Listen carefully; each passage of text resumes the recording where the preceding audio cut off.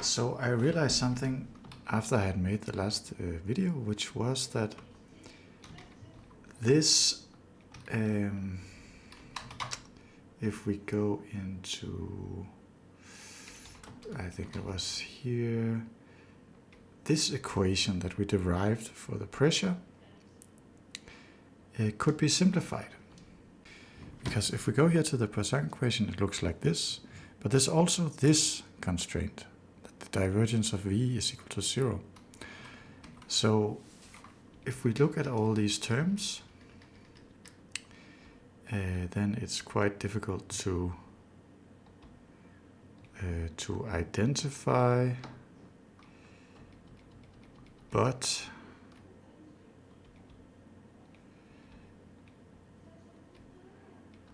we can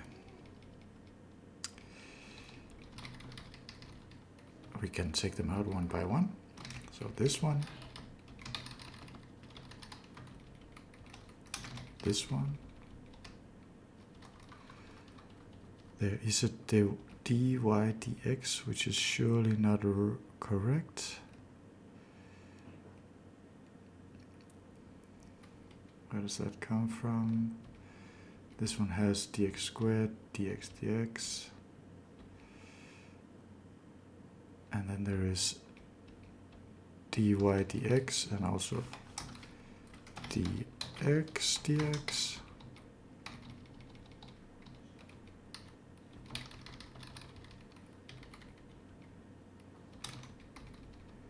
And there should also be a y in front of here. So there's a lot of things wrong with this equation.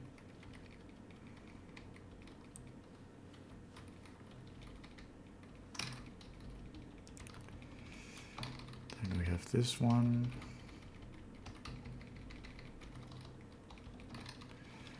This one.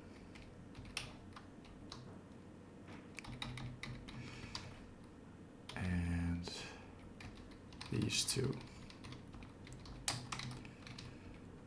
So I think that if we take some of these terms,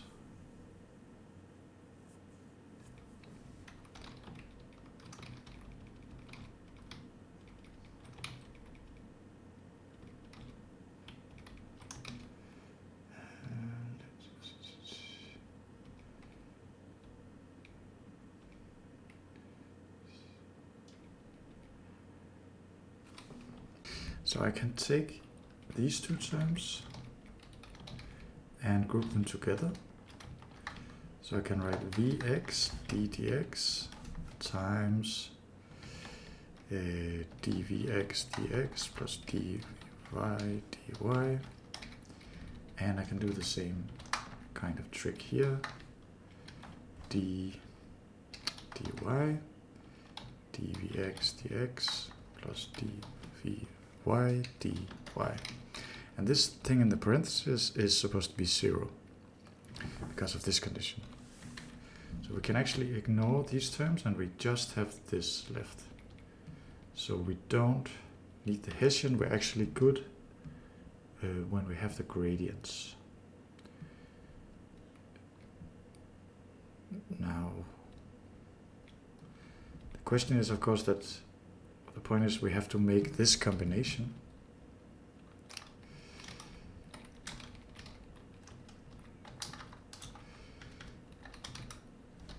For every point. So doing this where we first calculate the gradients and then do this combination, we'll have to loop over everything twice. So that's not very smart. We can, by the way, remove this. We can also do like so. So let's copy paste this for now, and let's call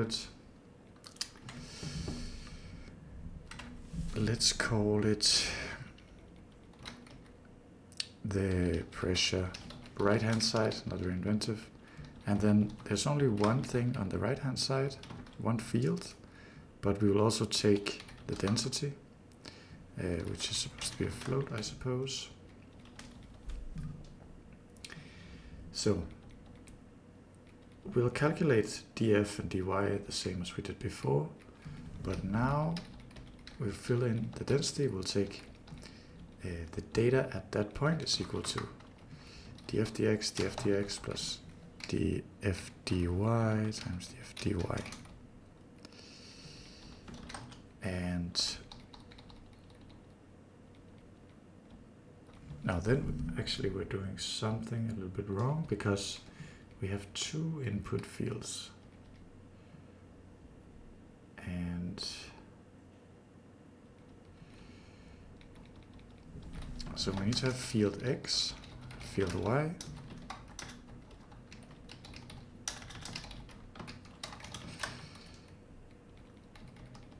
and then we need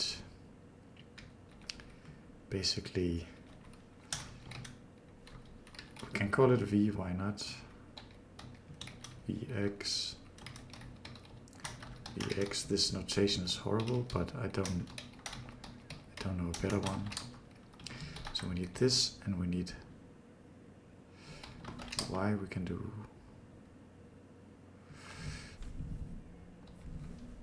we need this, and we need, where it's y. Then we need the same thing down here, but instead of dx, it's dy. So that is the trick. So we copy these, and I think we just write, let me remove that. I think here we just write field x, field x, field x. Actually, I should probably have done like this. Field dot. Replace that with field x dot. And here it's dy, so we'll do the same thing.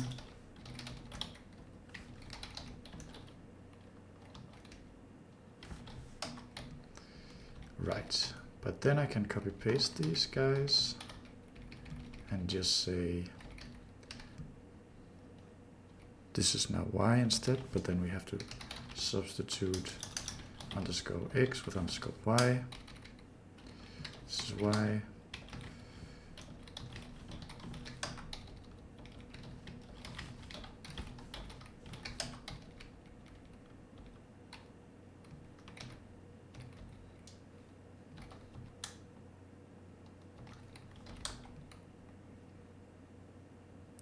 I think I made a mistake here. This should be y.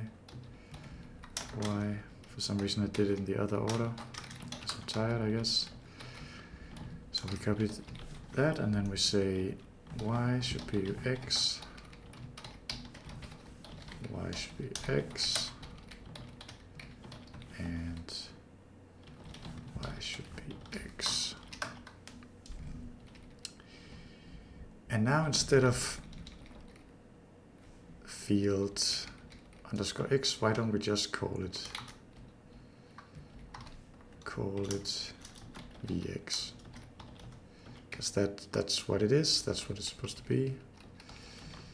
It only makes sense in that context.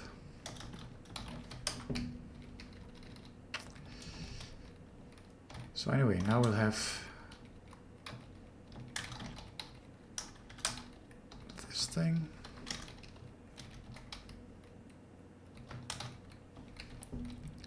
Actually, how was it? XX, XX. Right, so XX. Then it's X again.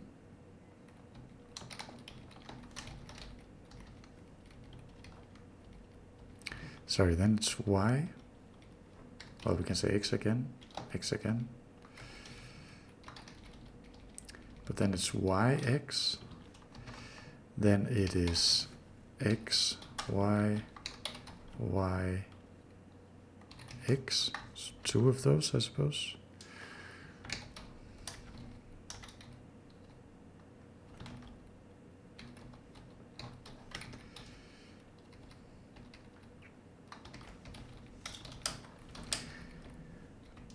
All right, I think that did it. Let's try to run it, see if it works. It does not work. Undeclared name row.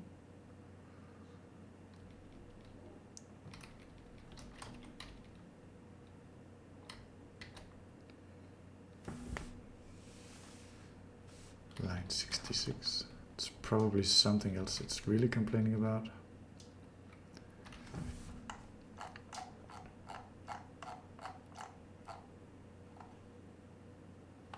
Undeclared name field. I think that's the real issue. So for now we'll assume they're the same size, all of them. We could do some checking to make sure that's the case.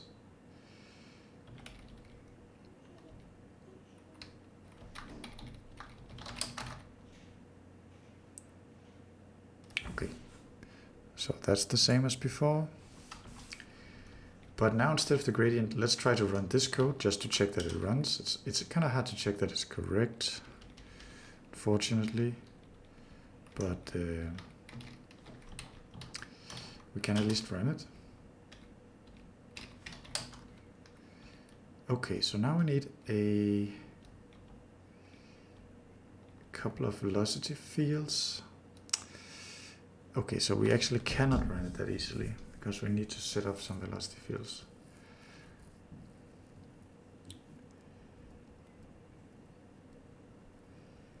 So,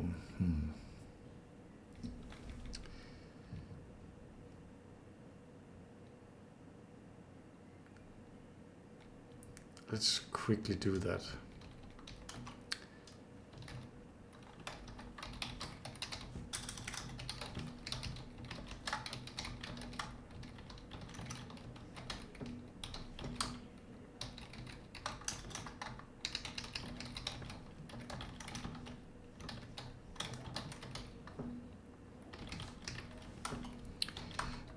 All right. So now we got to put something in them. So let's say for j and 0 to field height, line 0 to field width, index is equal to I plus j times field width. And what are we going to put in there? Let's say also, let's say x is equal to I times dg and y is equal to j times dg, and then the vx at the index is gonna be, do we have math? We have math, so we can say math cosine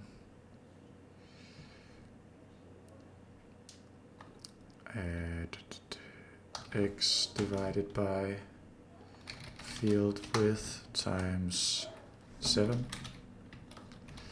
And we'll do the same thing here, except we'll say sine, and it's going to be y times x, something like that. So it's, and it's also going to be field height and 5. All right, it's not going to compile because this one we can remove already. There's going to be some type issues here, so let's cast these to F64. Let's run this again. Cannot index because we have to say something like data. Okay, great. So we have that. Let's try to visualize them. Visualize them one by one. So this is just something that, it's kind of funny that it only has, seems like it only has one oscillation.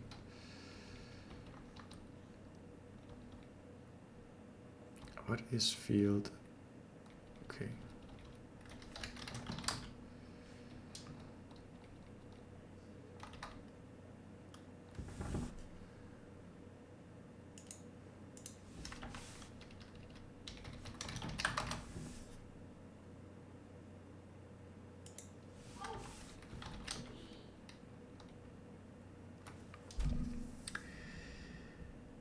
So definitely some. I see the problem. The reason is we have to divide it by dg as well. dg.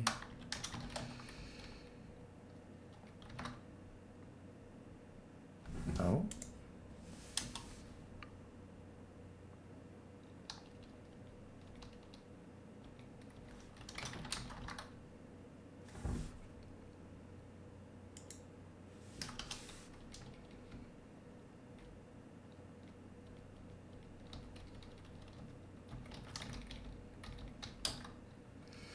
So like the x width is supposed to be the width in like how many grid points, and then times the spacing, the same for y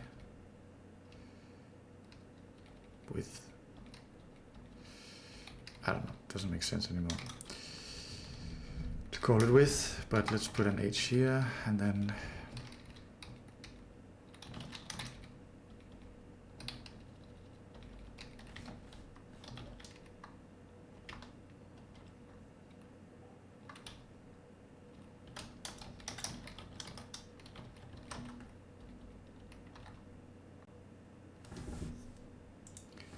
this is times 70. That shouldn't. Could it be that this is in degrees or something? No, that doesn't make any sense.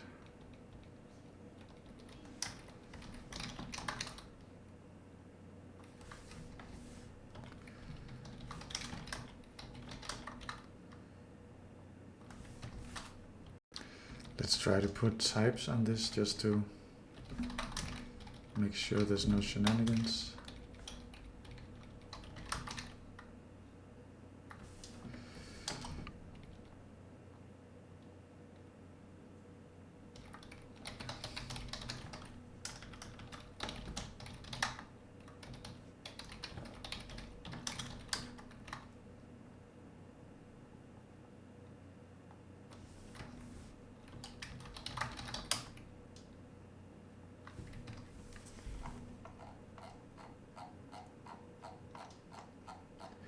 Okay, so it looks like it's a visualization bug because it does have several cycles.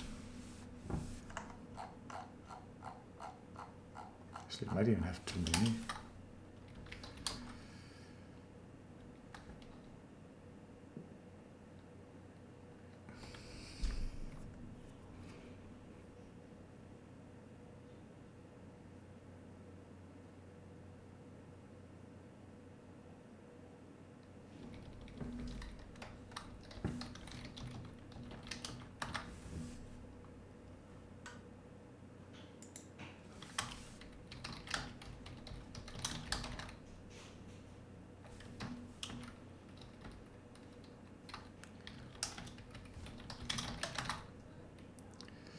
So I'm just trying to figure out what the hell is going on, because this should give me 7 cycles. So let's say if idx equals field height times field width, I suppose it's going to be -1.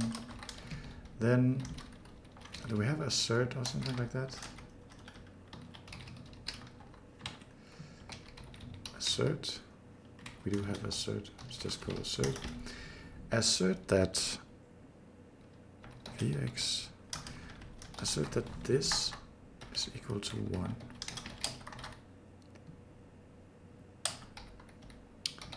So that didn't work clearly.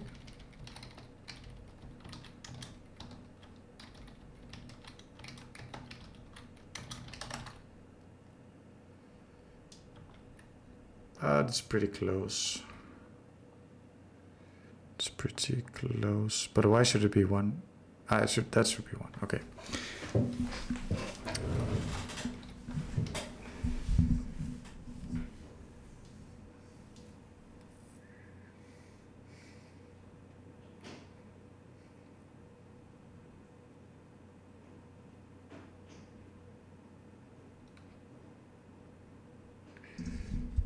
I'm sure I'm doing something super silly, but I will just leave it for now. Let's just try to get it to run. That one has some kind of interesting shape. So now finally let's do this thing. Pressure is not it, field was not, was it? So we need Vx, Vy, and we need a destination, and we need a density. So Vx, Vy, we need a destination. I'm just going to reuse dx, and we need a density, which I'm going to arbitrarily put to 1. Set to 1. So it's running, but of course there's no way to say if this is correct right now. But at least it worked. So I think we're gonna leave it there for now. And now we have this part of the Poisson equation. And the next one we can then start to construct the things we need up here to actually advance the velocity forward in time. So I'll see you in the next one.